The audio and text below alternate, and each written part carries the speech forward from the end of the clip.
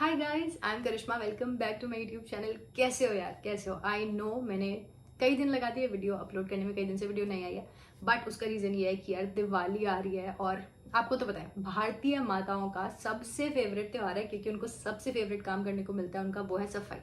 मेरी मम्मी ने लिटरली पूरा घर उलट पुलट करके रखा हुआ है। There was paint going on, my house was a kiosk, तो बिल्कुल टाइम नहीं मिल रहा था। But this video was very important, मुझे करनी थी ये, क्योंकि यार मैंने ना बहुत आई जिनका IBPS हुआ है ना अभी, उनसे बात की। बहुत लोगों को बहुत अच्छा हुआ, बहुत अच्छी बात है, आप लोग मेंस के लिए तैयारी करिए। बट बहुत लोगों को ना शायद इस एग्जाम से बहुत सारी उम्मीदें थी, खुद से बहुत सारी उम्मीदें थी इस एग्जाम को लेकर, और उनको किसी पर्टिकुलर सब्जेक्ट से उम्मीदें थी शायद जिस पे वो खरा नहीं उतर पाए, तो बहुत डिसअपॉइंटेड लग रहे थे। और आगे आने वाले एग्जामिनेशन में मैं नहीं चाहती कि वो गलतियां जो शायद उन्होंने की हैं, आपने भी की होंगी, वो आप रिपीट करो, क्योंकि कहीं ना कहीं वो गलतियां मैंने पहले की हैं। मैं चाहती हूँ कि मैं उन चीज़ों को डिस्कस करूँ आपसे, क्योंकि आगे अभी SBI बचा हुआ है। आई वॉन्ट कि आप उसमें कोई गलतियां ना करो और उस एग्जामिनेशन को आप तोड़ के आओ, ठीक है?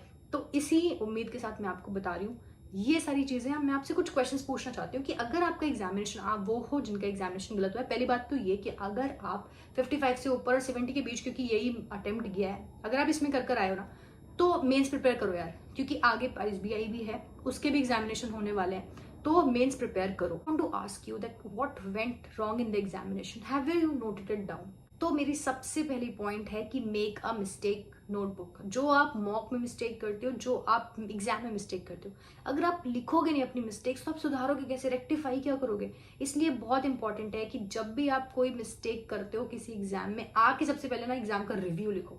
उस नोटबुक में लिखो आज क्या क्या हुआ, क्या क्या आप कर सकते थे, क्या आपने नहीं किया, और कैसा क्वेश्चन था जो आपने छोड़ा पर आप नहीं छोड़ते उसको, या आप क्या अलग कर सकते थे, वो सब चीजें लिखो उसमें आके, ताकि आप रिविजिट कर पाओ अगले एग्जाम में जाने से पहले कि आपको क्या नहीं करना है, या मॉक टेस्ट से पहले कि आपको मॉक में क्या नहीं करना है, आपको खुद को ट्रेन करना है उस मॉक में। Now tell me, my second question is, were you enough prepared? आपने इनफ मॉक टेस्ट दिए थे क्या? ये क्वेश्चन आपको खुद से पूछना है। मुझे इसका आंसर बताओ कमेंट सेक्शन में कि क्या आपने इनफ मॉक टेस्ट दिए थे एग्जाम में जाने से पहले। क्या आपने 20-25 मॉक टेस्ट दिए थे कि नहीं? और पूरे जब से आप प्रिपेयर करो तब से आपने 50-60 मॉक टेस्ट दिए थे कि नहीं दिए थे? ये जरूरी है यार। STs की तो बात ही छोड़ो, सेक्शनल टेस्ट और क्विजेज हैं, वो तो आपको रोज देना है, रोज देना है, उसका तो आपको काउंट ही नहीं होना चाहिए कि मैंने कितने दिए हैं। लेकिन फुल लेंथ जो फुल सिलेबस टेस्ट हैं, वो आपने कितने दिए हैं? अगर आपने सफिशिएंट नहीं दिए हैं तो रीजन क्या है उसका? ये रीजन है कि मॉक में मार्क्स कम आएंगे, एक ये रीजन हो सकता है, क्योंकि बहुत बार ऐसा होता है, मेरे साथ खुद होता था कि मैं मॉक टेस्ट देने से डरती थी, क्योंकि मार्क्स कम आएंगे। मार्क्स कम आएंगे, डिमोटिवेशन होगा, मार्क्स कम आएंगे, पढ़ने का मन नहीं करेगा, इसीलिए मॉक टेस्ट ही नहीं देते हैं। लेकिन ये गलत स्ट्रैटेजी है, हमें मॉक देना है। और उससे भी इंपॉर्टेंट ये एनालाइज करना है यार, जो मॉक हमने दिया, जो गलतियां करी, जो गलतियां हमने करी, अगर एनालाइज नहीं करेंगे उनको, उनको देखेंगे नहीं कि हम शॉर्ट वे में कैसे कर सकते थे, हम सही कैसे कर सकते थे, तो हम एग्जाम में कैसे सही करेंगे? हम इन चीजों को ना बहुत लाइटली लेते हैं, बट फिर ये हमें एग्जाम में दिखाती हैं कि अगर तुमने किया होता ना तो चीजें आज बहुत डिफरेंट होती। ठीक है, किसी भी एक सब्जेक्ट पे रिलाई नहीं करना है, हर सब्जेक्ट को स्ट्रॉन्ग करना है, हर सब्जेक्ट पे काम करना है, और हर किसी का सेक्शनल टेस्ट देना है। देखो, अगर मॉक टेस्ट नहीं दोगे ना तो आपको पता ही नहीं चलेगा आपका स्ट्रॉन्ग पॉइंट क्या है, वीक पॉइंट क्या है यार। अगर आप वो ही नहीं पता होगा तो काम कैसे करोगे उन पे? तो इसीलिए बहुत इंपॉर्टेंट है कि आप मॉक टेस्ट दो। तो मैंने आपको प्रोवाइड किया है एक मॉक टेस्ट का लिंक डिस्क्रिप्शन में, आप देखोगे। ये दिवाली के ऑफर में ये मॉक टेस्ट आपको सिर्फ 270 में मिल रहा है, अगर आप मेरा कूपन कोड लगाते हो KS, ठीक है? वो अप्लाई करना। जो आपको बिल्कुल exam level mock test provide कर रहे हैं, वो मॉक टेस्ट आप जाकर देखिए, वो दीजिए, आपको फ्री मिलेगा एक मॉक टेस्ट, आप वो दीजिए। आपको पसंद आता है परचेज करिए, सिर्फ पूरा ईयरली आपको 270 में मिल रहा है, ठीक है? इंटरफेस आपको बिल्कुल एग्जाम लेवल मिलेगा। जब आप इंटरफेस एग्जाम लेवल का देखते हैं तो फिर आपको कॉन्फिडेंस वहीं से बिल्ड होती है, ठीक है? तो ये आपका अभी ऑफर जो है, ये आपका 19 to 24 आपका ये ऑफर चल रहा है, तो ये अवेल करना आप। और मैं आपको दिखा देती हूँ कि आपको कैसे लेना है। तो जैसे आप देख रहे हो यहाँ पे KS कूपन कोड लगाओगे, आपको पूरे ईयर का 270 में सिर्फ मिल जाएगा 19 to 24 अक्टूबर। तीसरा क्वेश्चन जो आपको खुद से पूछना है वो ये है कि क्या आप कंसिस्टेंट थे? Were you studying daily? Were you consistent? अगर नहीं तो मेरा थर्ड पॉइंट यही है दैट प्रोकेस्टिनेशन छोड़ दीजिए। No procrastination, consistency and persistence, ये आपका अगर आ जाएगा आपके अंदर तो आपका एग्जामिनेशन सिर्फ 6 महीने में भी निकल सकता है। जो लोग कहते हैं ना कि 6 मंथ्स में उन्होंने एग्जामिनेशन निकाला है, कैसे निकाला है? क्योंकि 6 महीने उन्होंने झोंक दिया खुद को, उन्होंने कोई ब्रेक्स नहीं लिया, उन्हें कुछ नहीं पता था दुनियादारी का, उन्होंने सिर्फ पढ़ाई की और 6 मंथ्स में उन्होंने एग्जाम क्लियर कर लिया। तो ये आप भी कर सकते हैं, बस ब्रेक्स नहीं लेना है आपको। अगर ब्रेक लेना भी है तो ऐसे नहीं कि आप बिल्कुल 4 दिन आपने पढ़ाई की, 10 दिन आपने पढ़ाई नहीं की, 2 दिन आपने पढ़ाई की फिर आप भूल गए, ऐसे नहीं।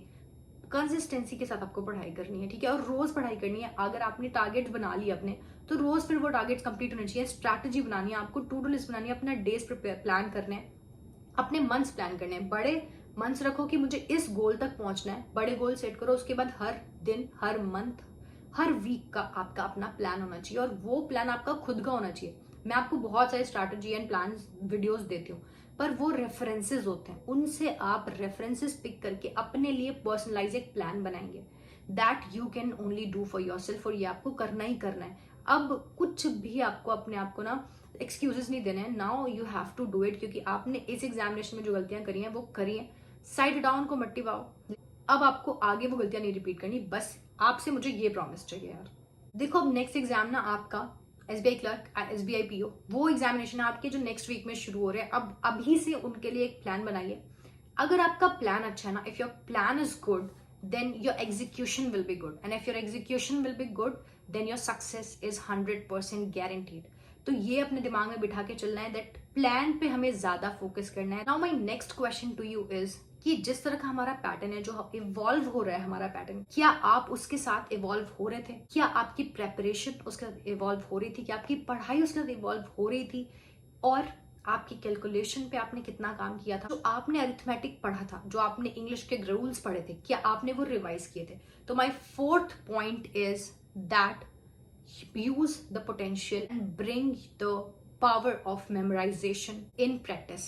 यार टॉपर वो नहीं है जो कि बुक खोल के पढ़े, ठीक है, जो बुक खोल के रिवाइज करे। टॉपर वो है जो आंखें बंद करे और वो बिना किसी बुक के, बिना किसी रिवीजन मटेरियल के वो सारे रूल्स, सारे कॉन्सेप्ट्स रिवाइज कर दे। तो आपको इतनी बार चीजें रिवाइज करनी है, इतनी बार मेमोराइज करनी है कि आपके दिमाग में फिट हो जाए। आपको सारे टेबल्स आते हो, आपको सारे स्क्वायर्स आते हो, आपको सारे ग्रामर के रूल्स पता हो, आपको अरिथमेटिक का हर कॉन्सेप्ट पता हो। आपको जब आप सोचो उस कॉन्सेप्ट को, तो आपको वो क्वेश्चन याद आए कि मैंने उस पेज पे वो वाला क्वेश्चन देखा था यार। अगर ये चीज आपके अंदर आएगी तो कैसे एग्जामिनेशन नहीं निकलेगा, कैसे स्पीड नहीं बढ़ेगी यार। ये चीज अपने अंदर लेकर आओ। यार मैं दिवाली का काम करके, घर की सफाई करके ना, मैं रात को 2 बजे, लिटरली मैं रात को 2 बजे ये वीडियो शूट कर रही हूँ, बिकॉज आई वॉन्ट कि जितनी टेंशन और जितनी एंग्जाइटी मैंने लोगों में देखी ना जब उनका एग्जाम खराब हुआ, और जितने लोगों से मेरी बात हुई, क्योंकि जब परेशान होते हैं तब भी मैसेजेस करते हैं लोग एग्जामिनेशन के बाद। तो अगर आप में इतनी एंग्जाइटी, इतनी परेशानी है, मैं नहीं चाहती कि ये अगले एग्जामिनेशन तक आपके साथ जाए, तो प्लीज वर्क ऑन इट। और ये मेमोराइजेशन होगा कैसे आपका? ये मेमोराइजेशन आपका होगा जब आप रेफरेंस मटेरियल बनाएंगे। आप छोटे छोटे फ्लैश कार्ड्स बनाइए जिसपे आप रेफरेंसेस लिखते हैं, वो चिपकाइए अपने सामने, ठीक है। आप इतनी बार रिवाइज करिए, इतने नंबर ऑफ टाइम्स आप प्रैक्टिस करिए कि वो आपके दिमाग में घुस जाए। ऐसे आप मेमोराइज करेंगे, और उसके बाद एक बार आपका मेमोराइजेशन हो जाता है, फिर बस आप उसको वीकली एंड मंथली रिविजन्स देंगे, that would be enough. And lastly my advice which is 5th number, और वो ये है कि कभी भी दिमाग में आए ना कि मुझसे नहीं होगा, तो एक चांटा लगा दो खुद को। मैं तो कह रही हूँ लगा दो एक चांटा खुद को, और बोलो that I can do it. कभी भी अपने सबकॉन्शियस माइंड तक ये बात मत पहुंचने दो कि मुझसे नहीं होगा। हमेशा बोलो यार क्या है ये एग्जामिनेशन। मैं लिटरली आपको बता रही हूँ कि जब मैं एग्जाम में बैठती थी ना, मैं थोड़ा जल्दी जाती थी, और जब भी मैं एग्जामिनेशन में बैठी होती ना, मैं सोचती, कई बार दिमाग में आता है ना कि अगर ये दिन है यार, this is like the D day, अगर ये खराब हो गया तो क्या होगा, सब कुछ पूरे इतने महीनों की मेहनत खराब हो जाएगी। तो मैं खुद को बोलती थी कि यार क्या ये भी नहीं एग्जाम निकालेंगे क्या, इतने रन से पढ़ रही हूँ, क्या गलत हो जाएगा? कितना भी गलत हो जाए, इतना गलत नहीं हो सकता कि मेरा प्रीलिम्स नहीं निकलेगा। मेरा प्रीलिम्स तो निकलेगा ही निकलेगा।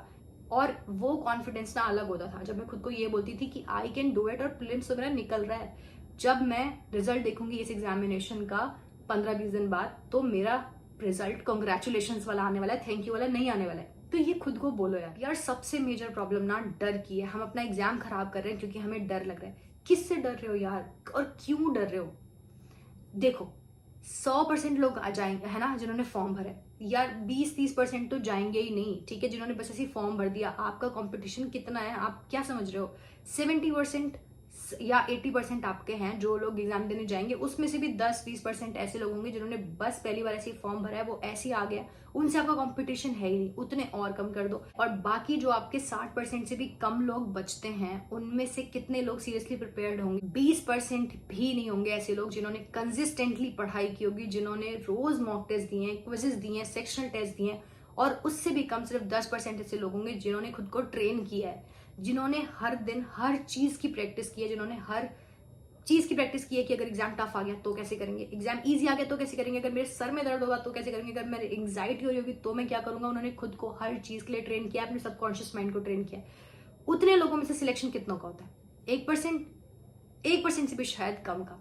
तो आपको उन लोगों से कॉम्पीट करना है, वो जो 10% है ना, आपको कंपटीशन वो है, आपका 100 कंपटीशन नहीं है, 10 लोग कंपटीशन है आपका, अगर हम 100 नंबर मानते हैं तो किससे डर रहे हो? नहीं डरना है, खुद को बोलो that you can do it and I know that you can do it, तो खुद को भी बताओ that I can do it, ठीक है। बस मुझे चाहिए कि आप SBI PO के बाद जितने भी लोगों ने मुझे मैसेजेस किए हैं और जिन्होंने बोला है कि उनका एग्जामिनेशन बहुत खराब हुआ है, उनको बहुत डिप्रेशन फील हो रहा है, आई वांट उनके सबके मुझे मैसेजेस चाहिए कि आपका एग्जाम बहुत अच्छा हुआ, आप ये सब चीजें फॉलो करोगे और आप अपने मैसेजेस मुझे ड्रॉप करोगे, ठीक है। ये मुझे आपसे प्रॉमिस चाहिए। और कॉमेंट सेक्शन में बताओ आपको क्या क्या और इश्यूज आ रहे हैं, उनके ऊपर मैं वीडियो बनाऊंगी। और बस अपना ख्याल रखो, दिवाली है, बहुत ज्यादा टाइम नहीं वेस्ट करना है, लेकिन यस एंजॉय करना है, अच्छे से एंजॉय करना है, मस्त रहना है, पढ़ाई करनी है, हमें हर चीज करनी है। चलो इसी अच्छे नोट पे हम वीडियो एंड करेंगे और मैं आपसे मिलूंगी अदर इन्फॉर्मेटिव वीडियोस में। Till then take care, bye bye.